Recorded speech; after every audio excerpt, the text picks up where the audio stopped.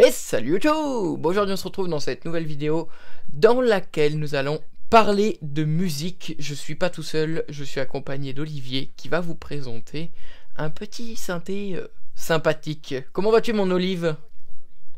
Eh bien écoute, ça va très bien, Lucas, merci beaucoup une fois de plus de m'accueillir sur ta chaîne. Écoutez les amis, attaquons tout de suite dans le vif du sujet. Ce que je t'invite, mon Olive, à faire, ce sera de nous faire un petit déroulé de comment va se passer cette vidéo. Mais avant tout, je t'invite à me décrire un peu ton environnement de travail actuel avant de passer à la présentation du joli bébé. Alors en fait, je suis dans Logic Pro, j'ai une piste instrument de charger, j'utilise mon Keystep 37. Sur ma piste instrument, j'ai choisi l'OPXA V de Arturia. Et tout à l'heure, je chargerai une deuxième piste avec un autre plugin qui s'appelle Obsession de Synapse Audio. Et pour piloter tout ça, eh bien, je vais utiliser un petit contrôleur qui est fait par une société du Danemark qui s'appelle Soundforce. Et c'est Nicolas qui est très sympa, qui parle français en plus et avec qui j'ai eu l'occasion d'échanger déjà par mail. Le contrôleur s'appelle le SFC OB. SFC pour Soundforce et OB pour le contrôle des logiciels, des émulations d'Oberheim. Excellent mon Olive, merci pour la présentation de ton workflow de travail. Bah écoute, ce que je te propose c'est de passer à la présentation de l'application et après du matériel. Ça marche. L'application est partiellement accessible avec VoiceOver lorsqu'on est en mode remote et c'est ce qui m'intéresse là puisque c'est ce que je veux vous expliquer en fait. Lorsque je suis dans la fenêtre du plugin, je vais aller tout à droite. Tableau, ligne 1 sur 312, Donc master là, volume, moins 20.4 décibels curseur, 66% curseur, sélection. Voilà, donc là j'ai mon curseur de volume, de master volume. Au passage, si je tourne mon bouton de curseur volume sur mon contrôleur, vous voyez, ça ne parle pas. Alors ce que je vais faire, c'est que Lien, commande, bouton de menu, je vais aller dans le menu local, coche, commande, remote view, choisir Remote View. Là, je vais pouvoir aller interagir ici. JCE application, groupe. Donc, Entrée pour JCE préciser, application, tout groupe. à droite, hein, les Sans amis, quand on éléments. est dans la fenêtre du plugin, Olive s'est décalé à droite, là où on retrouverait le tableau en mode commande, et ben là on retrouve juste le mode éditeur, ce qu'il est en train de vous montrer. C'est ça. Donc, dans le mode éditeur, je vais aller... Bouton. là, j'ai un bouton qui n'est pas labellisé, qui normalement, lorsqu'on clique dessus, permet d'aller exporter des banques de sons ou importer des banques de sons. Librairie toggle, bouton. Là, j'ai un bouton librairie. Alors, ce bouton, il m'intéresse parce que lorsque je vais aller cliquer dessus, ça ne dit rien, mais par contre, ça change la présentation de la fenêtre et ça me propose eh bien, de filtrer mes presets et d'aller choisir une banque de presets en particulier ou un type de preset. Explore tab, bouton. Je me déplace avec la touche tabulation. Favorite, groupe. Donc là, c'est éventuellement si j'avais des favoris. Preset search bar, current lino active filté, modifier Ici, le texte. c'est un champ de recherche pour rechercher le nom d'un patch. Type filté, button. Press enter to open the type filté Les panel, types. where you. À chaque fois, ça décrit en plus ce qu'on peut faire lorsqu'on clique sur le bouton. Style filté, button. Les styles Banque filté, button. par banque. User filté, off. Ça, c'est pour les modes utilisateurs. Donc, si je veux revenir en arrière, je fais Maj Tab. Banque filté, button. Style filté, button. Type filté, button. Je vais aller Press enter. choisir par type. Donc, lorsque je clique sur le bouton type, je vais arriver sur les basses. Basse, type. Use tab to navigate. Ensuite, tabulation. Keys, type. Use tab to navigate through type. Arrow, keys subtype. Pour Under les to select lead, type. Use tab to lead. navigate pad, type. Use Pad. tab électrique piano, type. Électrique Use piano. organ, type. Use tab Organe. string, type. Use tab String. Tiens, on va prendre les cordes par exemple. Donc, hop. 45 procès found, rangée de Voilà. En plus, il me dit le nombre de presets que j'ai qui sont des presets de cordes. Voilà. Bon. Bah, une fois que j'ai fait ça, j'ai plus vraiment besoin d'aller utiliser le plugin en mode édition. Je vais quand même vous montrer pour ceux qui ont le plugin qu'on peut tout de même s'en servir en tout cas un minimum tout seul. Je vais retourner tout à droite et lorsque je vais me déplacer, donc j'ai librairie. Librairie toggle, en laisse flight étoile, bouton. Là, j'ai le nom du preset actuellement chargé. Bouton, Un premier bouton, Bouton. un deuxième bouton. et un troisième. Et lorsque je vais cliquer sur ce troisième bouton, eh bien, je vais aller choisir mon preset numéro 1 du filtre que j'ai choisi, c'est-à-dire les cordes. Regardez, je reviens à gauche Bouton, bouton. Beauty harp, bouton. et il s'appelle Beauty Harp, mon preset.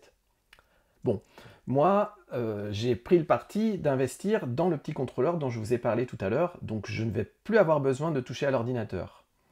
Je vais me rendre sur mon petit contrôleur et puis vous allez voir, je vais tourner un petit Master peu les volume, boutons. 43.5 décibels. Souvenez-vous, tout à l'heure, ça ne parlait pas. Hein. Master, Master volume. volume, 25.0 décibels. Là, bah, je vais aller Voice de tune. le détune Zéro. pour les voice. LFO Raten Sensed. 42.9 Hz. Et à chaque fois, ça me dit quelle est la fonction 1.98 Hz. du bouton rotatif que j'utilise, et ça me donne sa valeur. Modulation depth 1, modulation depth 2. En fait, pour ceux qui connaissent un petit peu le système, c'est comme chez Native Instruments, sauf que les boutons ne sont pas sensitifs. Donc pour déclencher la synthèse vocale, il faut tourner les potards. C'est ça, c'est-à-dire que si je touche seulement le bouton, ça ne fonctionnera pas, ça ne me dira rien. Par contre, il faudra bien penser, mais alors ça, il faudra que vous ayez l'aide d'une personne qui voit, il faudra bien penser à aller activer l'accessibilité dans le plugin. Hein. Donc ça, par contre, vous ne pourrez pas le faire tout seul. Hein. J'ai essayé, même avec VOCR, j'ai pas réussi. Alors, j'ai comme ça une représentation de tous les boutons et de tous les potentiomètres du logiciel d'Arturia au PXAV. Alors par exemple pour les effets, ce que j'ai fait, c'est que je suis allé attribuer dans Logic Pro, en faisant l'assignation de commande, un bouton, parce qu'il y a quelques boutons et quelques potentiomètres qui sont vierges exprès pour qu'on puisse les assigner. Donc pour enlever les effets par exemple. Regardez, donc j'ai touché à tous mes boutons, mais je vais changer de preset. Donc là j'ai mon preset de corde. Et je vais aller enlever les effets, voilà.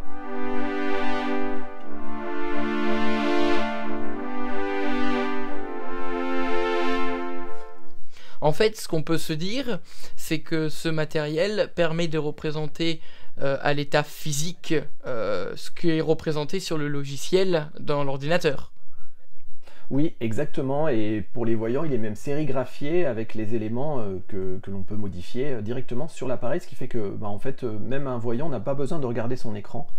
On a presque l'impression d'avoir un synthé hardware sous les doigts, en fait, finalement. C'est quand même assez fort, c'est-à-dire que, comme tu dis, tu as l'impression d'avoir un synthé sous les doigts, mais donc je suppose, là tu nous présentes celui-ci, je suppose qu'il en existe d'autres en fonction du logiciel que tu souhaites, on va dire, représenter. Ah, tout à fait, puis maintenant que j'ai goûté à celui-ci, je pense que je vais pas tarder à m'en prendre un deuxième. Il en existe pour, alors pour beaucoup de plugins d'Arturia, mais ils ne sont pas compatibles qu'avec Arturia. Par contre, l'avantage d'avec Arturia, c'est que, la copie conforme du logiciel, elle est vraiment calquée sur l'appareil, et puis le deuxième aussi, c'est que ça parle, comme vous pouvez l'entendre tout à l'heure, VoiceOver énonce ce qu'on est en train de faire, donc c'est agréable. Évidemment, si vous n'avez pas envie, vous fermez la fenêtre du plugin, et là vous pouvez tout continuer à faire les modifications sans que ça parle. Ouais, ça c'est quand même vachement bien pensé, alors déjà en termes d'accessibilité et surtout en termes de praticité. En termes de matériel, peux-tu nous faire un petit point sur justement comment il est, à quoi ça ressemble, quel est le matériau? Fais-nous un petit point là-dessus.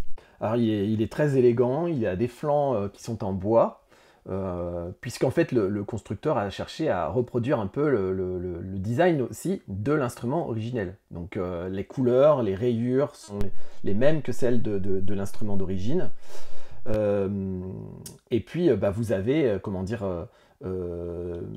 des rangées de boutons, des rangées avec des potentiomètres, et vous avez la possibilité de choisir le mode de réaction du potentiomètre, si vous par saut, ou si vous préférez qu'il se modifie quand vous arrivez à la valeur à laquelle il est bloqué. Enfin, vous voyez, donc bon, après c'est vous qui choisissez. Ça se fait directement sur l'appareil, donc c'est très très facile à faire. Je peux vous montrer un petit peu ce que l'on a à disposition. Donc déjà, on peut changer passer d'un preset à l'autre avec deux petits boutons.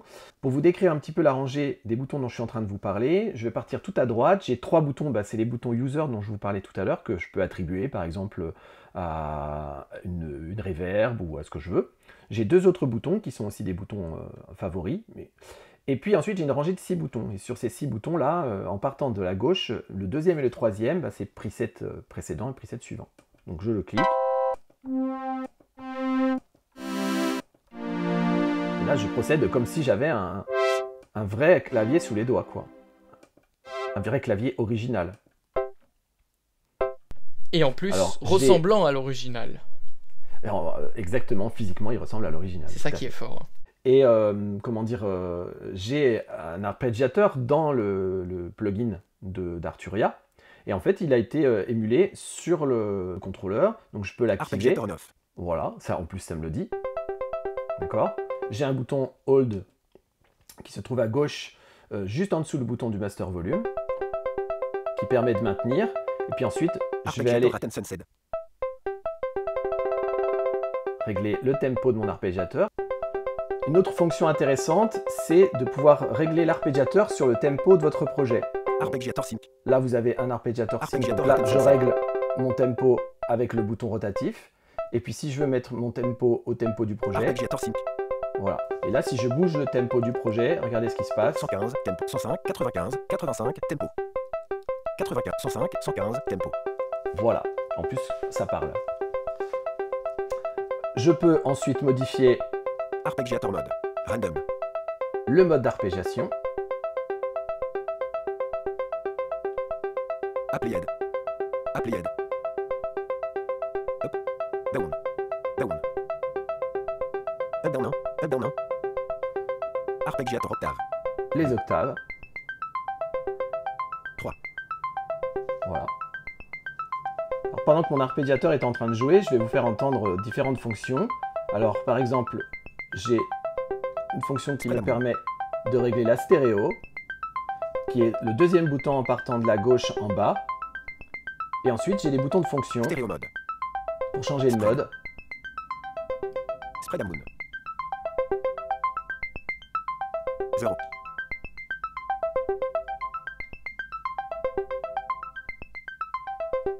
Arpeggiator Ratten Sunset. LFO sync. L'elfo qui rétrigue. LFO waveform. LFO waveform. Je fais exprès. SLH Smoted. Je vais cliquer sur les boutons pour que vous entendiez à quoi ça correspond. Comme ça, vous savez quelles sont les fonctionnalités de l'instrument qui sont, comment dire, affectées par le contrôleur. Osk sync. Osk 2 pulse. Osk 2 soc. Osk 1 pulse. Osk 1 soc. Arpeggiator sync. Arpeggiator 9. Ça, on l'a déjà expliqué tout à l'heure. Portamento quantise. Arpeggiator octave filté 4P2P. Osk 1 vibrato. Osk 2 vibrato. LFO Ratten Sensed. Vibrato wave.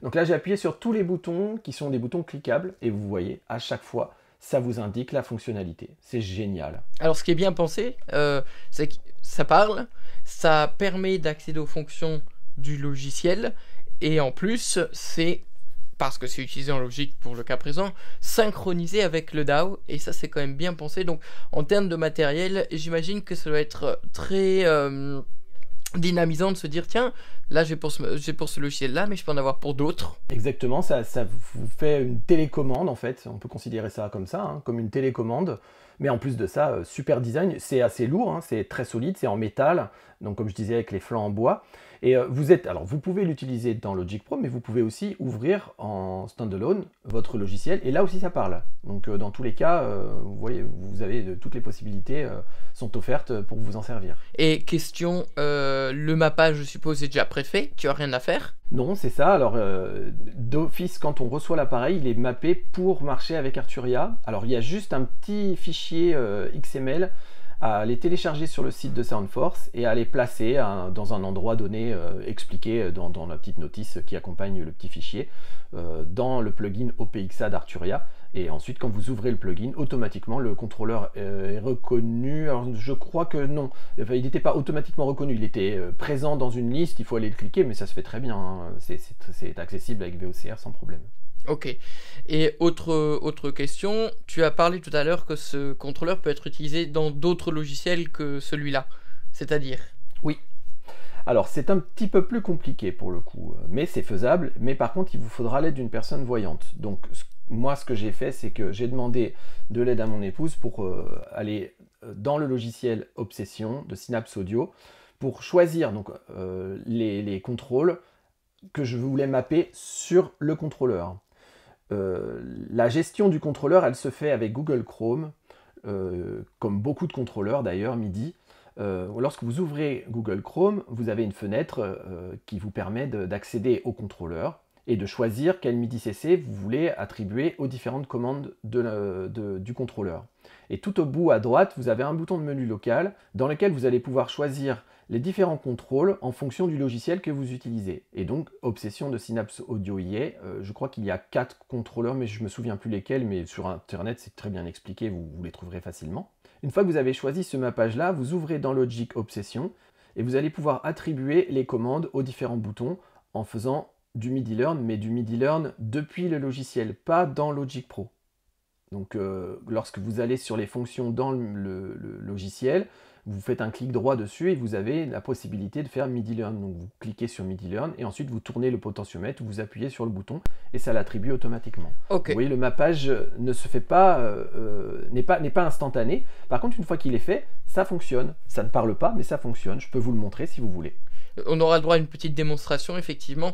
Donc, quand tu vas basculer d'un plugin à l'autre, le contrôleur va reconnaître le plugin et va automatiquement se mapper, ou c'est à toi de changer le mappage en fonction d'eux? Eh bien écoute, moi je pensais qu'il fallait le changer, mais il se trouve que pour préparer la vidéo, j'ai essayé le contrôleur avec Obsession sans avoir fait le changement, et ça fonctionne. Donc je pense pas, finalement, ça a l'air de rester en mémoire. Ah, c'est pas mal. Donc, ça veut dire que tu peux faire ton mappage sans changer le mappage d'origine, sans casser quoi que ce soit et basculer de l'un à l'autre. Même si c'est une manipulation à faire, que ce soit avec quelqu'un ou peu importe. Il s'en souvient, donc finalement, on le fait qu'une fois et on n'en parle plus.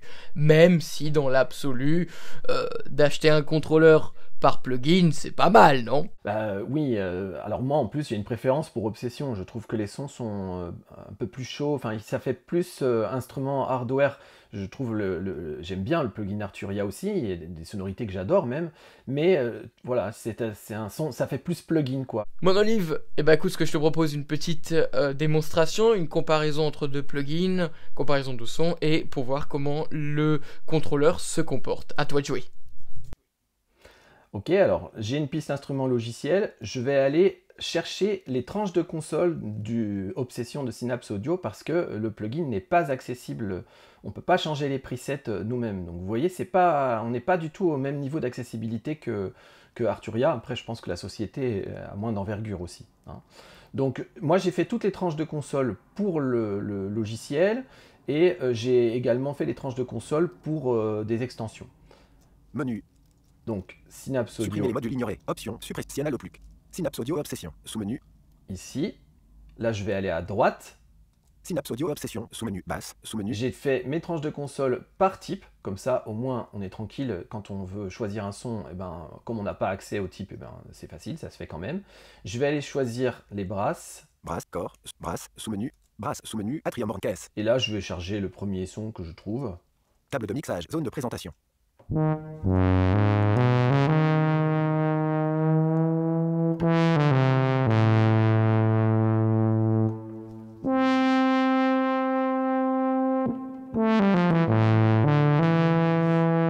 Donc là, je suis dans Obsession.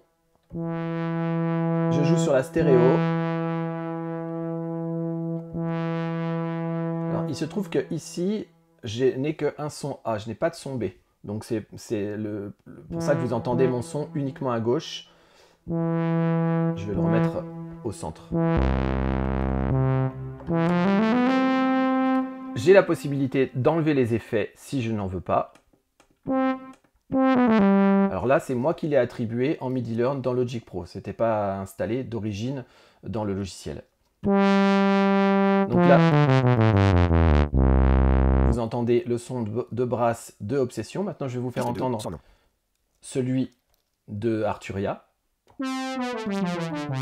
Bon, c'est pas le même preset identique, mais je sais pas si vous ressentez comme moi, c'est intéressant, le son est assez joli, mais je trouve qu'il y a moins de présence. Il est moins défini et il est moins gras, ce qu'on pourrait dire. C'est ça, exactement. Alors attendez, je vais naviguer dans mes tranches de console. Alors par contre, le petit défaut, c'est que ça se désaccorde à chaque fois. Donc il faut que je le réaccorde, mais ça c'est facile, j'ai un petit bouton qui est tout en bas à gauche du contrôleur qui me permet de réaccorder. Je le mets à midi et puis voilà, mon son est raccordé. Je vais enlever les effets. Voilà. Et si je vais ensuite sur le plugin Arturia, vous voyez, j'ai un son qui est quasiment similaire, hein. Alors vous entendez déjà au niveau du volume, il est plus fort. Et puis, je sais pas, il y a un côté très chaud, je trouve, dans le son, plus rond, comme tu disais, hein. Ce que je peux vous montrer qui est intéressant, dans Synapse Audio, j'ai Cinemagic là. Cinemagic, sous-corps, sous-menu, pas, sous-menu. Allez, je vais prendre un pad. Pas, sous-menu, Atlantic caisse. Je vais prendre celui-ci. Table de mixage, zone de présentation.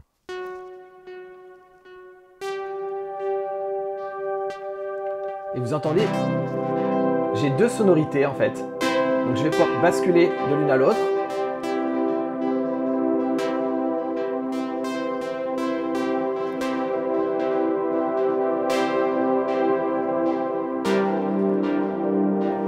Alors on a bourré d'effets, on va les enlever. Voilà. Oh, la stéréo, elle est incroyable. Ah, c'est joli, hein. C'est vraiment joli. Et puis tu vois, c'est comme ça sur l'instrument d'origine, il y a cet effet de stéréo qui est vraiment génial. Et là, je trouve que c'est vraiment respecté, quoi. Les sons sont hyper beaux, hein. On entend ça?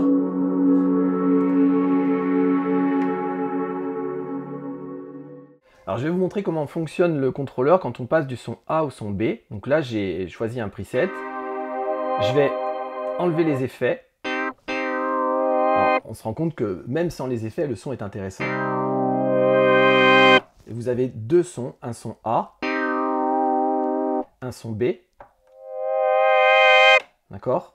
Donc là, je vais me mettre au milieu pour avoir les deux sons. Je suis sur mon deuxième potentiomètre à gauche en partant du bas. Et je remonte très légèrement. Donc le deuxième potentiomètre, on va dire de manière verticale. Et je redescends à droite du potentiomètre qui est juste en dessous pour aller choisir la stéréo. Et là, j'ai mon son A à gauche et mon son B à droite. Si je remets les effets... Ah, c'est incroyable.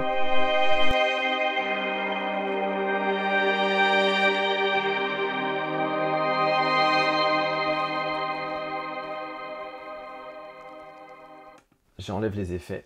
Alors, il y a un petit truc que j'ai pas réussi à faire, mais je pense qu'il faut que je creuse la question. C'est lorsque je fais mes modifications au niveau de mon filtre ou de mes effets, de LFO par exemple, eh bien, je suis embêté, ça fonctionne sur le son A, mais pas sur le son B. Donc, je pense qu'il y a peut-être un petit switch à faire dans le logiciel que je n'ai pas programmé. Bon, je vais creuser la question, ça doit être faisable, mais pour l'instant, je ne peux pas le faire. Mais c'est pas grave, je vais quand même vous montrer sur le son A. Je vais le remettre au centre.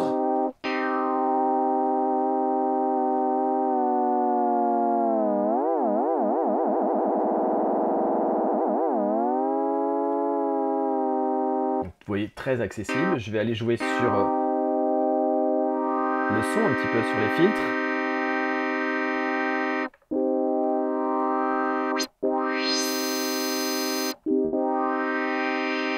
Ça implique de bien connaître l'emplacement des boutons que l'on choisit pour commander le logiciel, mais ça se fait relativement facilement. Puis à force de pratiquer, on a l'habitude. Hein. Oui, que ça parle pas, d'ailleurs, c'est même pas dérangeant, parce que là, c'est principalement les oreilles qui sont importantes, donc il faut juste connaître la position des boutons et rouler jeunesse. C'est ça, exactement. Je vous fais entendre encore quelques presets.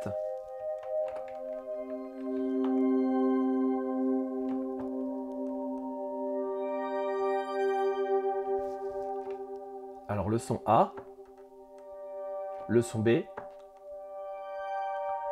les deux ensemble.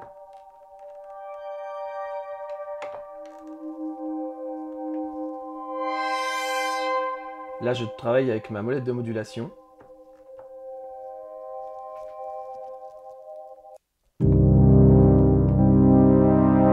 Alors, je sais pas vous, mais moi, quand je joue ces sonorités-là, j'ai l'impression d'entendre des chansons que je connais. J'ai l'impression d'entendre un son dans les Stranglers, par exemple. Et ça me fait ça à plein de reprises dans le logiciel. Je dis, ah, ça, c'est telle chanson.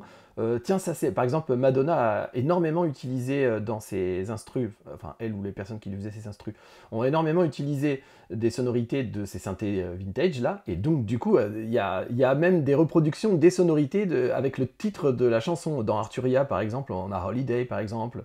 Ouais, c'est assez rigolo. Bon, après, moi, je préfère jouer des presets qui n'appartiennent pas déjà à une chanson parce que je trouve que c'est trop typé, mais c'est rigolo. Si quelqu'un a envie, par exemple, de reproduire une chanson de cette époque-là, ben, il a le son qui est déjà tout prêt, quoi.